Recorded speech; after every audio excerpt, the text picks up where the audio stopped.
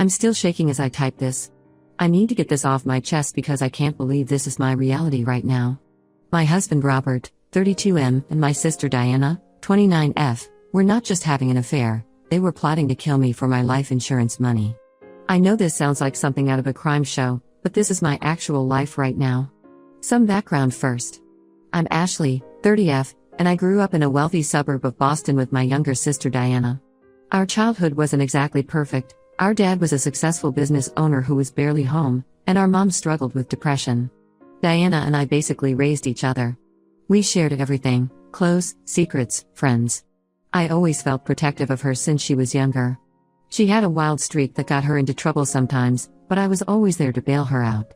Diana struggled a lot in her teens. She got into drugs for a while, dropped out of college twice, and had a string of toxic relationships. I supported her through everything, even when our parents were ready to give up on her. When she got pregnant at 25 with her son Eric, I helped her get clean and back on her feet. She seemed to really turn her life around after that. I met Robert 5 years ago through what I thought was a chance encounter at a charity gala. He worked as a financial advisor at a prestigious firm, and everything about him screamed success. He was tall, well-dressed, articulate, and seemed genuinely interested in my work as an environmental lawyer. I later found out he'd been reading up on environmental law just to impress me that night. Our relationship moved pretty fast. Robert was incredibly attentive and romantic. He remembered every little detail about things I liked, sent flowers to my office randomly, and always knew exactly what to say when I was stressed. Looking back, I can see how calculated it all was, but at the time, it felt like a fairy tale. When our parents died in a car accident 3 years ago, Robert was my rock. The accident was horrible. They were driving home from their anniversary dinner when a drunk driver hit them. Diana took it really hard and started spiraling again, but Robert helped us both through it. He handled all the funeral arrangements, dealt with the lawyers regarding our inheritance, and suggested I invest mine wisely while Diana blew through most of hers within a year. The inheritance was substantial, about $2.5 million each. I followed Robert's advice and invested most of mine in various ventures. He also convinced me to take out a large life insurance policy, saying it was the responsible thing to do since we were planning to start a family. I trusted him completely. Diana started spending more time at our house after she moved closer to us last year. She would often be there when I got home from work, cooking dinner with Robert or helping him with house projects. I thought it was sweet how well they got along. Diana even watched our house and took care of our dogs when we went on vacations. The first sign that something was wrong came about 4 months ago. I got really sick after eating some soup Diana had made specially for me. Robert and Diana had eaten different food that night, claiming they weren't in the mood for soup. I was violently ill for days, but the doctors couldn't figure out what caused it. Now I know they were trying to poison me. Then there was the incident with my car's brake lines. They started leaking mysteriously, and Robert insisted I take it to this specific mechanic he knew. The mechanic was probably in on it, because the brakes failed again a week later while I was driving on the highway. I managed to pull over safely, but I could have died. The truth came out 3 months ago. I had taken a day off work because of a migraine but didn't tell Robert. I was lying in our bedroom when I heard Robert and Diana talking in the kitchen through our old house's air vent system. The vent in our room connects directly to the kitchen, and they had no idea I could hear everything. They were planning to kill me during our upcoming camping trip to the Adirondacks. Robert had researched the perfect spot where accidents were common, a cliff overlooking a gorge. They planned to push me while I was taking photos. They talked about how they'd split my life insurance money and move to Belize together, where they'd already bought property using fake names. I lay there for over an hour, listening to my husband and sister discuss every detail of my murder. They talked about their previous failed attempts, the soup, the brake lines, and other things I hadn't even realized were attempts on my life.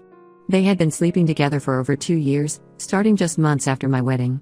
After they left, I checked Robert's laptop, which he'd left unlocked in his rush to meet Diana. I found hundreds of emails between them going back years, explicit photos, and detailed research on untraceable poisons and staged accidents. I copied everything to a USB drive and went straight to the police. The police took my case seriously, thank God. They asked me to act normal while they gathered more evidence. For 2 weeks, I had to pretend everything was fine while wearing a wire. Every time Robert kissed me goodbye or Diana hugged me, I wondered if that would be the day they decided to kill me. The police finally arrested them 3 weeks ago. The investigation unveiled even more horrors. Diana had helped Robert kill his previous girlfriend 6 years ago, staging it as a suicide. They never had enough evidence until now. Currently, they're both in jail awaiting trial. The evidence against them is overwhelming. I'm staying with my aunt in another state now. I can't sleep without nightmares about what could have happened. The two people I trusted most in the world were plotting my death over dinner in my own kitchen. I just keep thinking about all the times they must have laughed about their plans while pretending to care about me. I'll update as the legal case progresses. Right now, I'm just trying to process how my life turned into this nightmare. At least I'm alive to tell this story. Update 1 first, I want to thank everyone for their supportive comments on my original post. The past 2 months have been a nightmare, but having this community's support has helped more than you know. The police investigation has uncovered things that make my original post seem almost tame in comparison. I wasn't sure about posting this update, but I need to get it out somewhere. What they've discovered about Robert and Diana is beyond anything I could have imagined. Digital forensics found evidence that Robert and Diana had known each other for 8 years before I even met him. Everything, from our chance meeting at the charity gala to Robert's career choice, was orchestrated. Diana had shown him my social media posts about environmental law and charity work months before we met. He specifically got a job at that financial firm because he knew they handled the charity gala I attended every year. The investigators found photos of them together from years ago, stored in encrypted files on Robert's cloud storage. They had been lovers long before I came into the picture. Diana had even dyed her hair and changed her appearance when they put their plan in motion, so no one would recognize her from their past together. Remember how I mentioned our parents' car accident? The police are now investigating that too. They found suspicious transfers from an offshore account to someone connected to the drunk driver who hit our parents. They're looking into whether Robert and Diana arranged the accident to get access to our inheritance. I've been physically sick since learning about this possibility. The investigation into Robert's previous girlfriend's death has been reopened. Her name was Michelle, 27F, and her suicide 3 years before he met me was suspiciously similar to what they had planned for me. She had also recently taken out a large life insurance policy naming Robert as the beneficiary. Michelle's family had always suspected foul play but could never prove anything. A private investigator I hired discovered Robert's real identity. His name is Ronald Matthews, and he had a history of insurance fraud in 3 other states. He changed his name 7 years ago and created a completely new identity. The level of planning that went into his deception is terrifying. Diana's past is turning out to be even darker than I knew. Remember how I mentioned she had a wild period in her teens? The police found evidence linking her to her college roommate Lucy's, 20F, overdose death 10 years ago. Lucy had a trust fund that Diana inherited as her nominated beneficiary. They're reopening that case too. What makes this even more twisted is that Diana had been recording everything. The police found dozens of video diaries on her laptop where she talked about their plans, laughed about how trusting I was, and complained about how long it was taking to kill me. She recorded herself mixing poison into that soup that made me sick, talking about how excited she was to finally get rid of me. I've had to go through old photos and videos for the investigation. It's surreal seeing holiday photos and family videos now, knowing what was really going on. There's a video from my wedding where Diana is giving her maid of honor speech, crying about how happy she is for me, while Robert sits there smiling. Just hours before that, according to their emails, they had sex in the church bathroom and laughed about how stupid I was. The district attorney says they have more than enough for multiple felony charges. They're facing conspiracy to commit murder, attempted murder, fraud, and possibly charges related to Michelle's death. The DA mentioned possible federal charges too, because of the interstate nature of their crimes. My aunt has been amazing through all this. She's helped me sort through the legal maze and even hired security when we learned about some of Robert's shady connections. I've had to change all my accounts, move my assets, and basically reconstruct my entire life from scratch. The hardest part has been dealing with mutual friends and extended family. Some people still can't believe Diana would do this. They keep suggesting there must be some misunderstanding, that maybe Robert manipulated her. The evidence says otherwise. Diana was, if anything, the more enthusiastic planner of my murder. I've been going through Robert's financial records with forensic accountants. We found evidence that he and Diana had been siphoning money from my accounts and investments for months. They had a whole separate life set up, a house in Belize, fake passports, offshore accounts. They were just waiting to kill me to get the insurance money before disappearing. More details keep coming out, and each one is worse than the last. I'll update again when I can, but right now I need to focus on the upcoming criminal proceedings. The preliminary hearing is next month, and I have to testify. Update 2: things have gotten even more complicated since my last update. Robert and Diana's case has taken some unexpected turns, and more disturbing information keeps coming to light. The biggest development is that they've started turning on each other in custody. Diana's lawyer reached out to the DA offering information about other crimes Robert committed, hoping for a deal. Robert responded by having his lawyer send a 30-page document detailing every crime Diana had ever been involved in, including some I'd never heard about. Through their mutual betrayal, I learned that Diana had been slowly poisoning her ex-husband Thomas, 34M, before he got custody of their son Eric, 4M, and moved away 3 years ago. Thomas has now come forward to help the prosecution. He had suspected something was wrong when he kept getting mysteriously ill, but doctors could never find the cause. He got better immediately after moving away with Eric. The police found a storage unit rented under one of Robert's aliases. Inside was like something from a horror movie, detailed journals of their plans to kill me, research on poisons, and what the police are calling trophies from their previous victims. They found Michelle's jewelry, Lucy's diary, and disturbingly, photos of me sleeping in my own bed that I never knew were taken. The journals revealed that their original plan wasn't even to marry me. They had planned to kill me right after our parents died to get my inheritance. But when Robert realized how much more they could get through life insurance, they changed their plan. He spent months convincing me to take out that policy, slowly increasing the coverage amount over time. Diana's journals were the most painful to read excerpts from. She wrote about how much she hated me since we were teenagers, how she resented that our parents preferred me, and how she enjoyed watching me trust her while she plotted my death. She even wrote about putting small amounts of poison in my coffee during our weekly sister brunches, just to make me feel ill and worried about my health. More victims of their previous scams have come forward. Patricia, 35F, who dated Robert 7 years ago, nearly died in a hiking accident that's eerily similar to what they planned for me. She only survived because another hiker happened to come along at the right moment.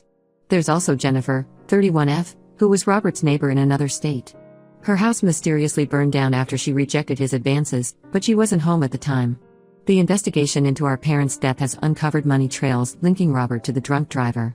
They found payments totaling $50,000 made to the driver's offshore account 2 days before the accident. The driver died in prison last year from what looked like a heart attack, but now they're investigating whether he was silenced. Diana's son Eric has been permanently placed with Thomas's family. The psychological evaluation they did on Diana as part of the custody hearing is frightening. The psychiatrist described her as a textbook psychopath with zero empathy and a deep capacity for manipulation. She apparently showed no emotional response when discussing her crimes, only frustration at being caught.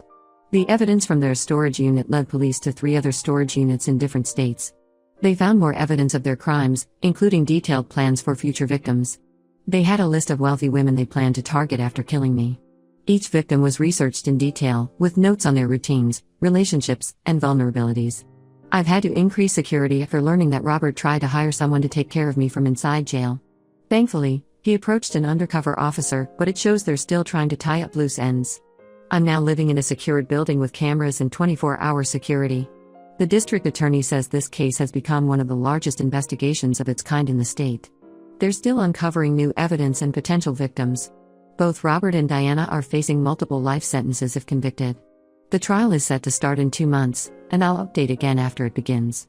Update 3: The trial ended yesterday, and I'm still processing everything that came out during the proceedings. This will be my final update on this nightmare, as I need to focus on moving forward with my life.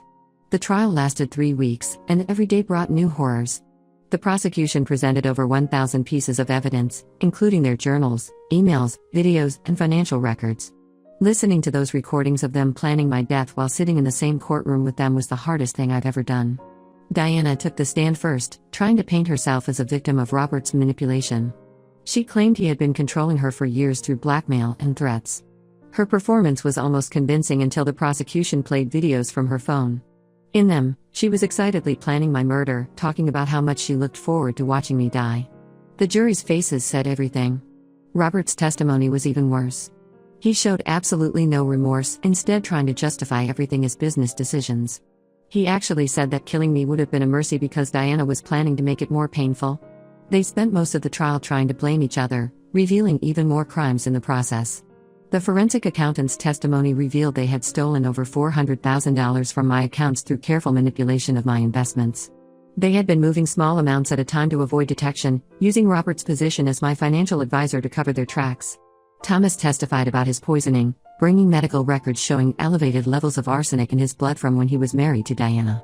He described how she would insist on cooking all his meals, how she isolated him from his family, and how she tried to convince everyone he was mentally unstable when he started suspecting her. The most shocking testimony came from Robert's former cellmate, who revealed that Robert and Diana had killed at least 2 other people we didn't know about. The police are now investigating the deaths of Robert's elderly aunt, who left him her estate, and Diana's former boss, who died in an apparent suicide after confronting her about missing company funds. The jury took only 4 hours to reach a verdict. Both Robert and Diana were found guilty on all counts: conspiracy to commit murder, attempted murder, fraud, evidence tampering, and in Robert's case, the murder of his previous girlfriend Michelle. The judge sentenced them each to multiple life sentences without the possibility of parole, to be served consecutively. During sentencing, Diana finally broke her calm facade and started screaming at me, blaming me for ruining her life and promising she'd find a way to finish what she started. She had to be physically removed from the courtroom. Robert just sat there with the same smug smile he'd had throughout the trial. I learned yesterday that Diana has been diagnosed with malignant narcissistic personality disorder with psychopathic traits. The prison psychiatrist's report described her as one of the most manipulative patients they'd ever evaluated. Robert's psychiatric evaluation revealed similar findings: a complete lack of empathy and an obsession with control and power. The DA's office is still investigating their potential connection to other unsolved murders and suspicious deaths. They've created a task force specifically for this case, as they believe Robert and Diana may have been killing people for over a decade. I'm moving across the country next week to start fresh. I've changed my name, my appearance, and deleted all my social media. The experience of having the two people closest to me plot my murder has left me with scars that may never fully heal, but I refuse to live in fear. I want to thank everyone who supported me through this nightmare. For anyone who finds themselves doubting their instincts about someone close to them, trust your gut. The monsters in our lives don't always look like monsters. Sometimes they look like your loving husband and caring sister.